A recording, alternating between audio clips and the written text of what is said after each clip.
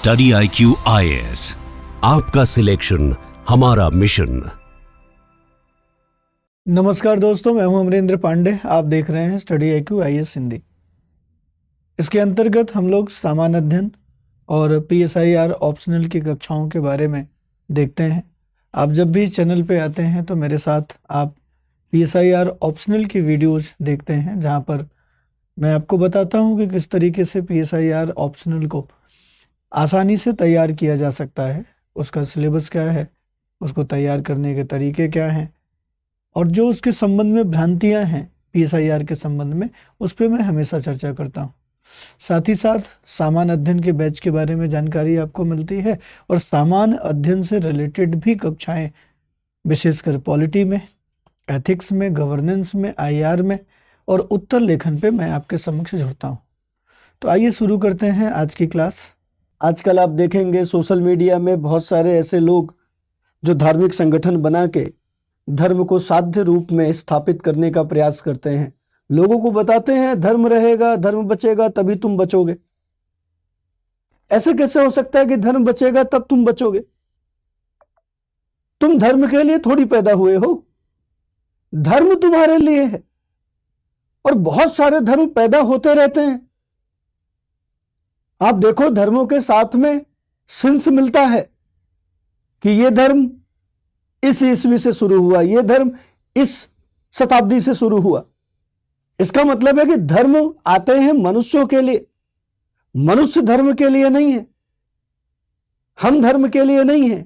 धर्म मनुष्यों के लिए साधन है, साध्य मनुष्य। आधुनिक समय में व्यक्तिवादी विचार सर्वाधिक महत्वपूर्ण है। आधुनिक समय में व्यक्तिगत स्वतंत्रता का विचार अत्यधिक महत्वपूर्ण है।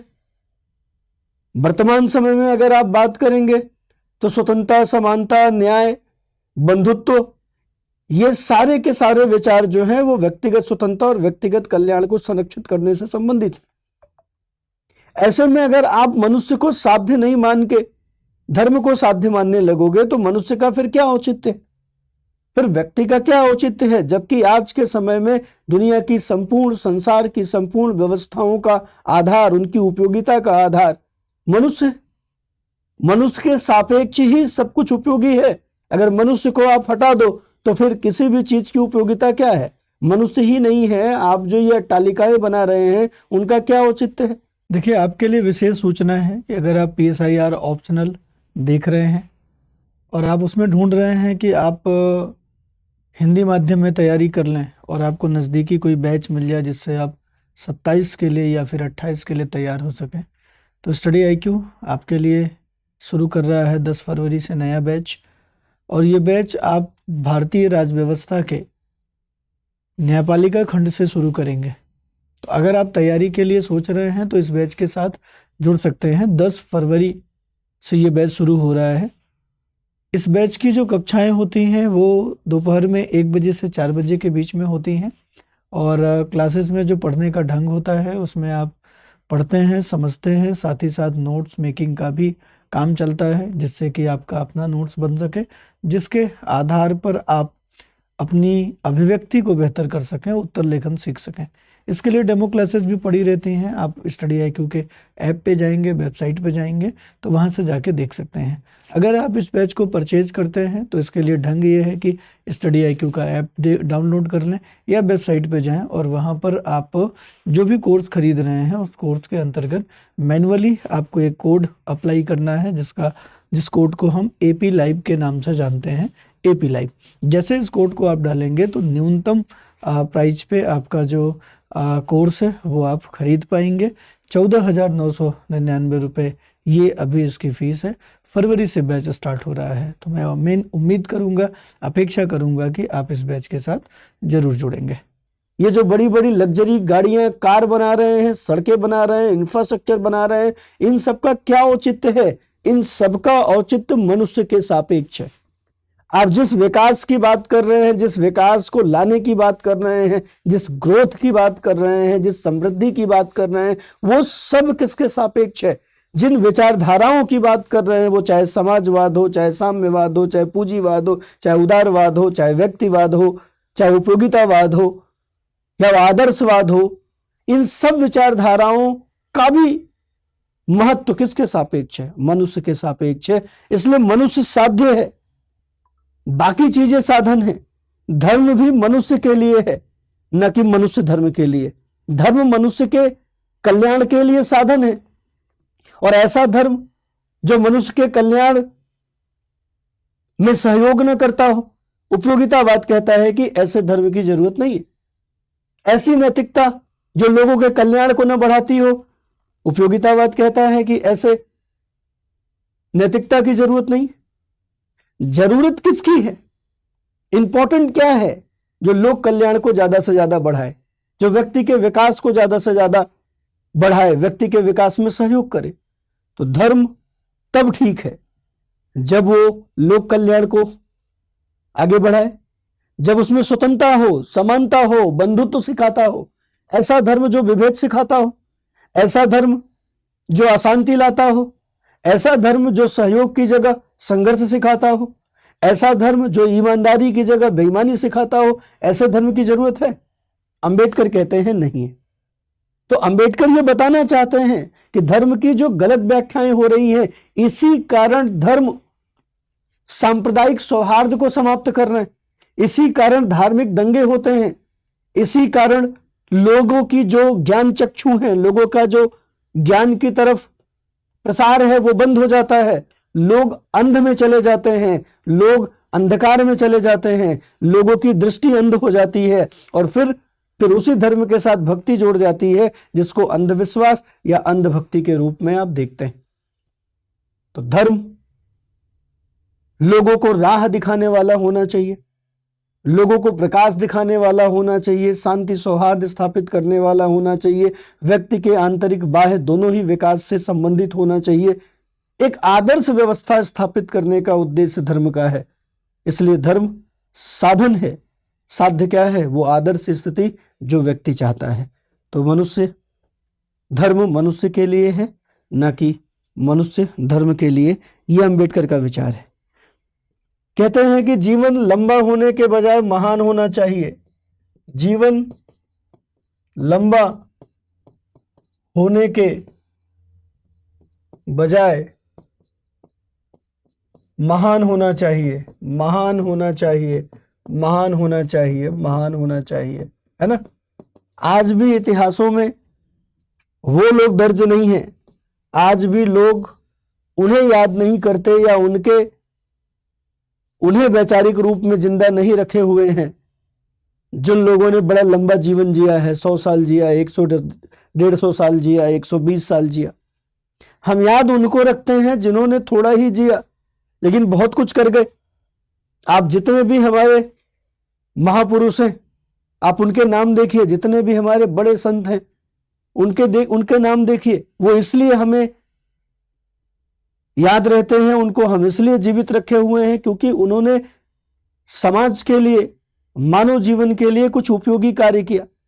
उन्होंने अपना पूरा जीवन लोगों को सही राह दिखाने, लोगों को सही दिशा में अग्रसर होने के लिए जागरूक करने में बिता दिया। हम कबीर को इसलिए नहीं याद करते कि बहुत लंबा जिए, हम कबीर को इसलिए याद करते हैं कि उन्होंने जो भी जिया वो लोगों के लिए जिया, लोक कल्याण के लिए जिया। सामाजिक बुराइयों पे लगातार प्रहार करते रहे और लोगों को सही दिशा दिखाने का काम करते रहे। हम बुद्ध को इसलिए याद करते हैं कि उन्होंने दुनिया को दुखों से मुक्त होने के लिए राह दिखाई। हम महावीर को इसीलिए याद करते हैं, हम स्वामी विवेकानंद को इसीलिए याद करते हैं कि उन्होंने बहुत लंबा जीवन नहीं जिया, अल्प जीवन जिया, लेकिन उन्होंने हमें दिखाया, हमें समझाया कि हमें किस तरीके से आगे बढ़ना चाहिए। हम जब जेएस मिल की बात करते हैं तो जेएस मिल ने लंबा जीवन नहीं जिया, गुणात्मक जीवन जिया, गुणात्मक जीवन जिया। ऐसे ही भगत सिंह की बात करें, चंद्रशेखर आजाद की बात करें, सुभाष चंद्र बोस की बात करें, इन लोगों का जीवन लंबा थोड़ी था, इनका जीवन गहरा था, इनका जीवन महान था, इनका पूरा जीवन ही लोगों के लिए आदर्श है। तो जीवन को जीने के लिए केवल मत जिए, क्योंकि जीवन का उद्देश्य मात्र जीवन नहीं है, जीवन का उद्देश्य सद जीवन है। आप चाहे प्लेटो को उठा के देख लें, अरस्तु को उठा के देख लें, इन सब का एक ही कथन है कि जीवन सद होना चाहिए, जीवन नैतिक होना चाहिए, जीवन गुणात्मक होना चाहिए, जीवन लोगों के लिए काम आए। गांधी का जीवन अभी तो जी लेते ना, और भी गोली मार दी गई, लेकिन कभी ऐसा लगा ही नहीं कि गांधी जल्दी चले गए, क्योंकि गांधी ने जितना दिया, गांधी ने जितना किया, आज पूरी दुनिया उतना ही नहीं पचा पा रही है। और लंबा गांधी जीते तो और महान जीवन जीते। तो लंबा जीना इतना इंपॉर्टेंट नहीं है जितना महान जीना है, जितना महान जीना है। अंबेडकर का यह विचार था। अंबेडकर लिखते हैं कि यदि मुझे लगेगा कि, अंबेडकर ने लिखा है कि यदि मुझे लगेगा कि, अंबेडकर लिखते हैं कि यदि मुझे लगेगा कि संविधान का दुरुपयोग हो रहा है, संविधान का दुरुपयोग हो रहा है, तो मैं उसे जलाने वाला पहला व्यक्ति रहूंगा। तो मैं उसे जलाने वाला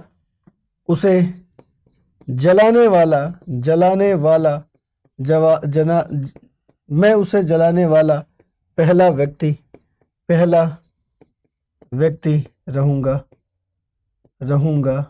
व्यक्ति रहूंगा। मैं उसे जलाने वाला पहला व्यक्ति रहूंगा। लिखते हैं कि अगर संविधान का दुरुपयोग हो रहा है तो मैं उसे जलाने वाला पहला व्यक्ति रहूंगा।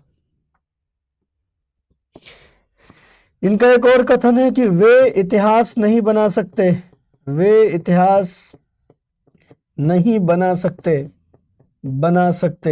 जो इतिहास को भुला देते हैं या भूल जाते हैं, जो इतिहास को भूल जाते हैं। मतलब इनका कहना है कि अगर आप इतिहास को भूल जाओगे तो आप बार बार वही गलती करोगे। सामान्यतः कहा भी जाता है कि इतिहास अपने आप को दोहराता है। हेगल कहता है कभी त्रासदी के रूप में, कभी तमाशा के रूप में। मार्क्स भी कहता है कि हम इतिहास से ये सीखते हैं कि हम इतिहास से कुछ नहीं सीखते। अंबेडकर कह रहे हैं कि वे इतिहास नहीं बना सकते जो इतिहास को भूल जाते हैं। कहने का मतलब है कि अगर इतिहास में हमने शोषण देखा, हमने प्रताड़ना देखी, तो हम अगर उसे याद रखेंगे तो दोबारा वो गलती नहीं करेंगे। उससे सीख लेकर हम एक नई व्यवस्था स्थापित करेंगे और ये नई व्यवस्था भी इतिहास कहलाएगी, इतिहास में दर्ज होगी। इसलिए वे इतिहास नहीं बना पाते जो इतिहास भूल जाते हैं। और आखिरी बात, जो पूरी दुनिया के चाहे पश्चिमी विचारक हो चाहे पूर्वी विचारक हो, सबने इस बात को माना कि न्याय हमेशा समानता के विचार से पैदा होता है। न्याय हमेशा समानता के विचार से पैदा होता है। समानता के विचार से पैदा होता है। मतलब न्याय की अवधारणा हमेशा वहीं रहेगी जहां समानता का विचार है। समानता नहीं होगा तो न्याय नहीं होगी। मार्क्स भी इसी बात को कोट करता है और लिखता है कि समानता से ही न्याय आएगी। जब वो अपने साम्यवाद की बात करता है तो वहां पर भी फोकस किसको करता है? समानता को। और समानता ही मानवता का आधार है। इसीलिए मार्क्स के विचारों को हम मानववादी विचार कहते हैं, मानवतावादी विचार कहते हैं। क्यों? क्योंकि समानता की बात है। समानता के बगिया में ही न्याय आता है, क्योंकि समानता स्वतंत्रता को जन्म देती है और जहां समानता स्वतंत्रता वही न्याय होगा। आप अपना प्रियम्बल उठा के देख लीजिए, वहां पर भी न्याय, स्वतंत्रता, समानता। मतलब जड़ क्या है, नींव क्या है, आधार क्या है? आधार है समानता। समानता के बगिया में स्वतंत्रता लगेगी और तब न्याय आएगा। और जहां समानता, स्वतंत्रता, न्याय होगा वहीं पर एकता होगी, वहीं पर बंधुता होगी। तो बंधुता, एकता, सहकार, समरसता, ये सब तभी आएगा जब स्वतंत्रता, समानता और न्याय होगा। तो इसका होना बड़ा जरूरी है और न्याय का विचार ही समानता से आता है। अंबेडकर ने भी समानता के विचार को बहुत महत्व दिया। और सामाजिक समानता ही सामाजिक न्याय है, सामाजिक समानता ही सामाजिक न्याय है। देखिए, सामाजिक समानता का विचार ही सामाजिक न्याय कहलाता है, सामाजिक न्याय कहलाता है। और अंबेडकर सामाजिक न्याय के लिए अपना संपूर्ण जीवन अंबेडकर ने दिया। ठीक है, तो ये अम्बेडकर के संबंध में विचार था जो हम लोगों ने यहाँ पे देख लिया है। चलिए क्लास यहीं ख़त्म करते हैं। अगर आप चैनल पे नए हैं तो चैनल को सब्सक्राइब कर दीजिए। अगर पहले से आपने सब्सक्राइब कर रखा है तो क्लास को लाइक कर दीजिए और अपने दोस्तों मित्रों तक शेयर करना बिल्कुल भी न भूलिए। मिलते हैं किसी नई कक्षा में किसी नए टॉपिक के साथ। धन्यवाद। जय हिंद। स्टडी IQ IAS, आपका सिलेक्शन हमारा मिशन।